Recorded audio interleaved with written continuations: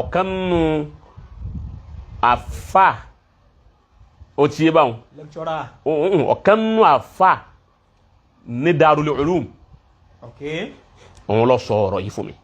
ayakumullah ó ti yé báwọn òun ló sọ ọ̀rọ̀ yìí fún mi pé ìgbà tó ń bẹ Jamia University Bayero ó ní professor kan bẹ́ẹ̀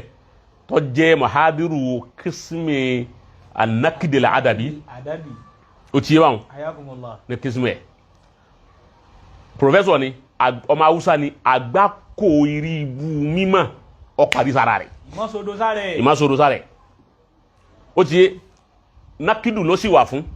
nakidu sì ní bẹ́ẹ̀yàn bá wí nǹkan kan àwọn ọ̀tọ̀ pinpin rẹ̀ àwọn òfin tó tọ̀ tẹ́lẹ̀ ìmúyẹ mímọ́ àwọn nu àwọn ẹ̀yẹ lè mímọ́ kí ló pé dictator wọ́n dictate yẹ pé eléyìí lọ eléyìí ọ̀lọ́ àwọn àmọ̀tẹ́kùn lóga iná ni ẹni yìí ok ó nígbà tí wọ́n ń kó àwọn ìjọ kan lọ́wọ́ wá já síbi agbami ọ̀rọ̀ Sheikh Adam rahimahullah olóṣìfẹ́ lè máa sun ẹkún jalla jalalu ọlọ́wà ní ó ní Sheikh Adam ó ní ìlú tí wọ́n ti bí bó ti wínú ó ní ìlú tí wọ́n ti bí Ìlọrin ni ó ní gbogbo Ìlọrin yẹn délẹ̀ Yorùbá wọn ó ní kìí ṣe bẹ́ẹ̀ kìí sà wọn ó ní wọn ò dìsáàfù Sheikh Adam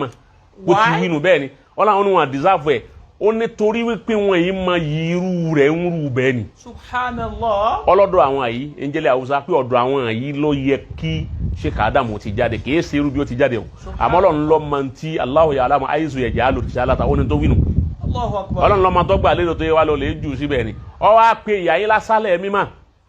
sálẹ̀ pé oko asálẹ̀ mímọ́ ni Ọlọ́run wá lè jù sí Adam sí ìyá yín ló yẹ kó jù sí ibi tí màá ti ń sun ọ̀rọ̀ mímọ́ ó ní professor wọn wí bẹ́ẹ̀ olùkálùkù wọn wà táwọn ọmọ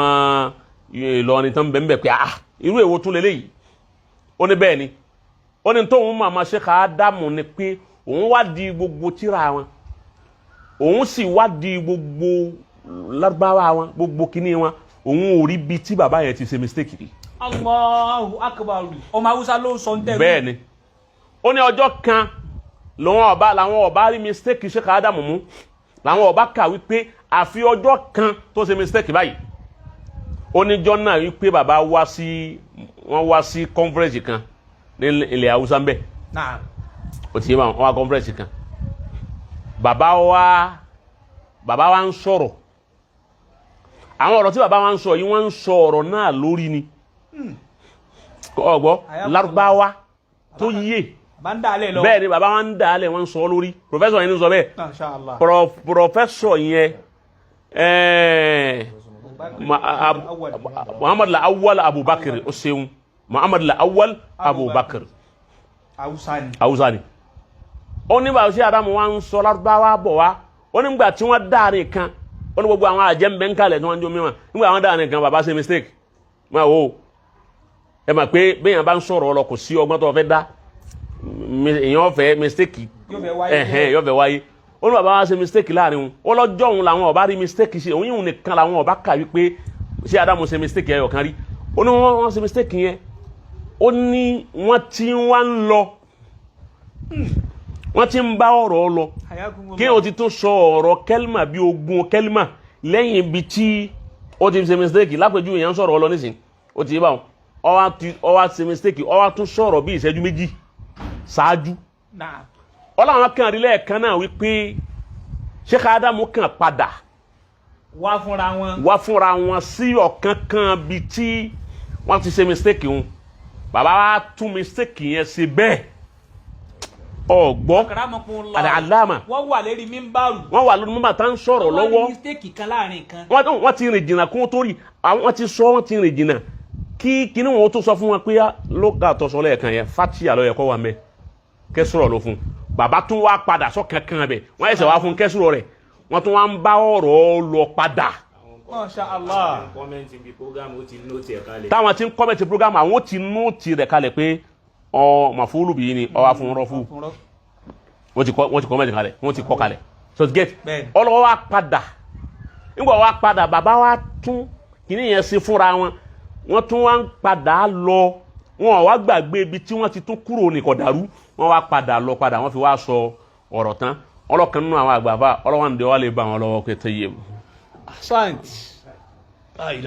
ó ní jọ̀hún lòun ti sáyìn sí Ádámù sójú wípé eléyìí ṣèyàn lásán lòun fi wá wípé kì í ṣe bẹ̀ wọn lọ́yẹ kọ́ wa wọ́n ní kì í sọ̀dọ̀ wa ọ̀dà èyí ṣe tí wọ́n fi ní kì í sọ̀dọ̀ wa lọ́yẹ wọn wa. Mufti Nigeria overall Ibrahim Saleh Sharif mufti gbogbo Nigeria overall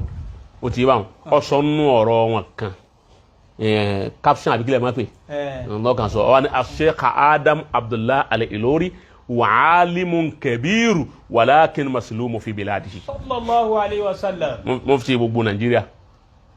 alimun kabirun walakin maslumun fi biladihi ó ní Sheikh Adam yẹn ọlá fa ńlá ni mufti gbogbo Nigeria ló wí bẹ́ẹ̀ ó ní nítorí kó tó wí ó gbé gbogbo ẹ̀yẹ̀ wò